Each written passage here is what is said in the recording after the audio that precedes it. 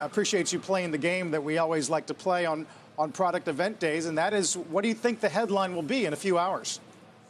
Hey, thanks for having me, Carl. I would say most investors don't expect anything big out of the event. You're going to see, like you said, new iPhone, maybe marginally better than last year, come with, a newer chip, but it's kind of similar to the 5-nanometer chip, time of flight in the camera probably, and then maybe the higher end SKU having a bigger capacity size of the solid-state drive NAND.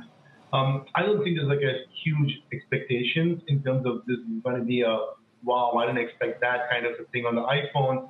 And like you mentioned, the watch, some people speculate maybe a blood glucose monitor, and the AirPods 3. But largely, I would say, not a whole lot of massive expectations into this product release because it might be more incremental versus what we had last year.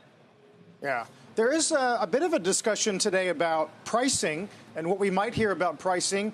A lot of crosswinds there given the chip shortage, although we know that Apple is a fairly powerful player in the supply chain. What do you think we might hear on that front? I think the expectations at this point are the pricing is going to be similar to last year's iPhone at this point. Never mind the component numbers, because obviously this commodity cost rising is probably inflationary from a cost standpoint. But like you mentioned, Apple probably is in a better position than most other device makers to weather the storm. So largely, I think at this point, it's probably going to be inline pricing similar to last year's iPhone 12. I would be very surprised if they raise the prices because of the commodity tightness. Krish, what's your expectation in terms of the strength of the design as well as the functionality of this new phone with regard to convincing consumers to upgrade to buy it? How strong of a sell do you think this will be? I would say that definitely Apple will, showcase it as one of the newer, better phones, which it is. But let's see, I think the thing to keep in mind is last year when the new phone was introduced, there's a lot of skepticism around the 5G, especially on the carrier side. So a lot of people, consumers are like, I don't want to buy a 5G phone.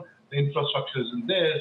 But I feel like those people on the fence might be probably convinced to move, or people who haven't upgraded in 3 or 4 years. So I feel like from a consumer adoption standpoint, irrespective of how shiny or less shiny the new phone is, I think it's going to be fine. I'm not too worried about it because I feel like there were enough people last year who were not convinced on 5G and might probably be forced to move eventually. Finally, Krish,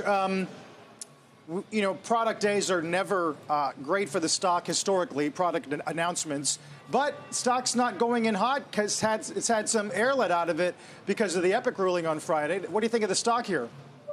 Yeah, I definitely do like the stock, and I think to put it in perspective, I remember last time I was chatting with Carl, you and David, was in June, and the stock was around 125. So the stock has definitely made pretty decent strides since then, and I understand day-to-day volatility. But you're absolutely right. I think product days have always been sell the news events. But I think if you take a longer-term view, I think the stock is still attractive. The legal issues are an overhang, but I do think that stock is going to work its way through over time.